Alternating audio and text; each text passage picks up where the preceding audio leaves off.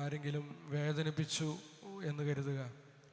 നമ്മളെന്താ ചെയ്യുക? നമ്മൾ ആദ്യം അതാരോടാണ് പറയുന്നത്? മിക്കവാറും നമ്മുടെ ഭാര്യയോട് പറയും, കൂട്ടുകാരോട് പറയും, വേണ്ടി വന്നാൽ വാട്സപ്പിലും മെസ്സേജ് അയക്കും. അങ്ങനെ ലോകം മുഴുവൻ അറിയും. അറിയാതെ പോകുന്ന ഒരേ ഒരു വ്യക്തി പലപ്പോഴും നമ്മളെ വേദനിപ്പിച്ച ആ വ്യക്തിയായിരിക്കും.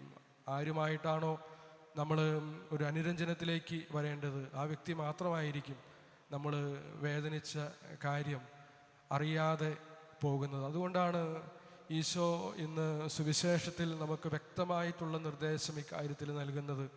നിങ്ങൾ എന്തെങ്കിലും പിണക്കങ്ങളുണ്ടായാൽ, ബുദ്ധിമുട്ടുകളുണ്ടായാൽ ആദ്യം ചെയ്യേണ്ടത്, ആരുമായിട്ടാണോ നിങ്ങൾക്ക് ബുദ്ധിമുട്ടുണ്ടായത് ആ വ്യക്തിയുമായി രഹസ്യത്തിൽ സംസാരിച്ച് ആ പ്രശ്നം തീർക്കാനായിട്ട് പരിശ്രമിക്കുക എന്ന്.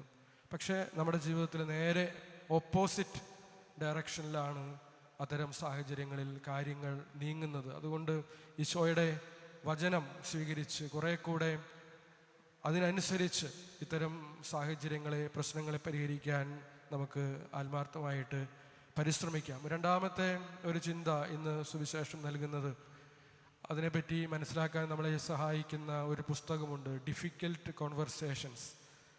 അത് ബുദ്ധിമുട്ടുള്ള സംഭാഷണങ്ങളിൽ ഏർപ്പെടുന്നതിന് നമ്മളെ സഹായിക്കുന്ന കാര്യങ്ങളാണ് ആ പുസ്തകത്തിൽ പറയുന്നത്. അതിൻ്റെ ഓതേഴ്സ് പറയുന്ന ഒരു കാര്യം, ഒരു പ്രശ്നമുണ്ടായി കഴിയുമ്പോൾ മനുഷ്യൻ്റെ ഒരു നോർമൽ ടെൻഡൻസി എന്നുള്ളത് ബ്ലെയിം ഫ്രെയിമിലേക്ക് മാറുക എന്നുള്ളതാണ്.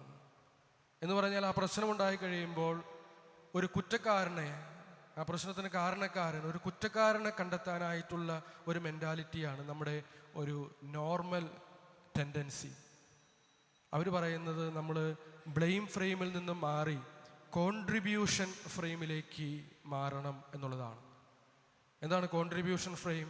ഒരു പ്രശ്നം ഉണ്ടായി കഴിയുമ്പോൾ ഒരു കുറ്റക്കാരനെ കണ്ടെത്താൻ ശ്രമിക്കുന്നതിന് പകരം, ഈ പ്രശ്നം ഉണ്ടാക്കിയത് ആരാണ് എന്ന് കണ്ടെത്താൻ ശ്രമിക്കുന്നതിന് പകരം, ഈ ഉണ്ടായ പ്രശ്നം, അതുണ്ടാകുന്നതിൽ ഞാനെന്ത് പങ്കുവഹിച്ചു എന്ന് ചിന്തിക്കാനായിട്ട്, അത്തരത്തിൽ ചിന്തിക്കാനായിട്ട് സാധിക്കുമ്പോൾ ഇങ്ങനെ കുറ്റക്കാരെ കണ്ടെത്തി ലേബല് ചെയ്ത് ആ പ്രശ്നത്തിനൊരു താൽക്കാലിക പരിഹാരം കണ്ടെത്തുന്നതിന് പകരം സഹോദരനെ നേടുന്ന, ആരെങ്കിലും ഒരാളെ കുറ്റക്കാരനായിട്ട് കണ്ടെത്തി മാറ്റി നിർത്തുന്നതിൽ നിന്ന് ഇന്ന് സുവിശേഷത്തിൽ പറയുന്നത് പോലെ നീ സഹോദരനെ നേടുക എന്നാണ് ഈശോ പറയുന്നത്.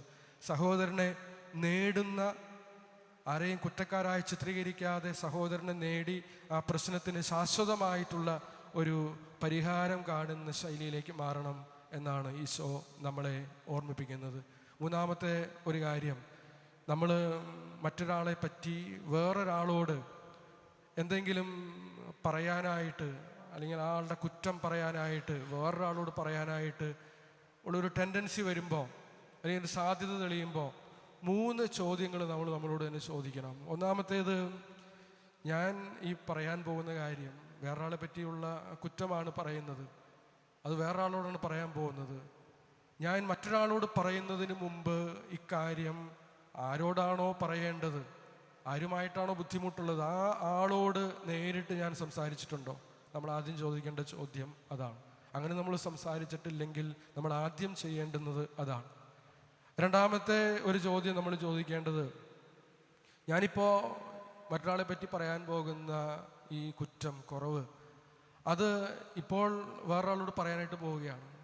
ഈ ആളോട് പറയുന്നത് കൊണ്ട് ഈ ആൾക്ക് ഈ പ്രശ്നം പരിഹരിക്കാനായിട്ട് എന്തെങ്കിലും റോള് ഇതിനകത്തുണ്ടോ? അങ്ങനെ ഒരു റോള് വഹിക്കാൻ അദ്ദേഹത്തിന് സാധിക്കില്ലെങ്കിൽ ആ ആളോട് മറ്റൊരാളെ പറ്റിയുള്ളൊരു കാര്യം പറയുന്നതിൽ യാതൊരു അർത്ഥവുമില്ല, അത് പറയാതിരിക്കുക എന്നുള്ളതാണ്. മൂന്നാമത്തെ ഒരു ചോദ്യം നമ്മളോട് ചോദിക്കേണ്ടത്, ഞാൻ ഈ കാര്യം വേറൊരാളോട് പറയുന്നതിൻ്റെ പിന്നിലെ ഇൻറ്റൻഷൻ എന്താണ്? അതൊരു റെക്കൺസിലിയേഷൻ, അനുരഞ്ജനത്തിലേക്ക് കാര്യങ്ങൾ നീങ്ങാൻ വേണ്ടിയിട്ടാണോ, അതോ എന്നെ തന്നെ വാലിഡേറ്റ് ചെയ്യാൻ വേണ്ടിയിട്ടാണോ? ഞാനിത് പറഞ്ഞു കഴിയുമ്പോൾ മൂന്നാമതൊരാളോട് പറയുമ്പോൾ ആൾ പറയും, നീ പറഞ്ഞത് ശരിയാണ്, നിൻ്റെ ഭാഗമാണ് ശരി എന്ന് പറയുന്നത് കേൾക്കാൻ വേണ്ടിയിട്ടാണോ ഞാനിത് വേറൊരാളോട് പറയുന്നത്?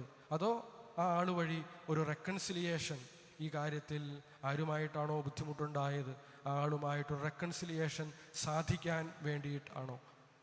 ഈ 3 ചോദ്യങ്ങൾ ഓരോ സമയവും മറ്റൊരാളെ പറ്റി വേറൊരാളോട് മോശമായത് പറയാൻ നമുക്ക് ആഗ്രഹങ്ങൾ വരുന്ന, ടെൻഡൻസി വരുന്ന, ടെംപ്റ്റേഷൻ വരുന്ന സമയത്ത് നമ്മളോട് തന്നെ ചോദിക്കാൻ നമുക്ക് സാധിച്ചാൽ അനാവശ്യമായി ഈ കാര്യങ്ങൾ ഒരു വാർത്തയാക്കാതെ തന്നെ പ്രശ്നങ്ങൾക്ക് പരിഹാരം കണ്ടെത്താൻ സാധിക്കും എന്നുള്ള സുവിശേഷം നമ്മുടെ ജീവിതത്തിൽ പ്രാവർത്തികമാക്കാനായിട്ട് നമുക്ക് സാധിക്കും.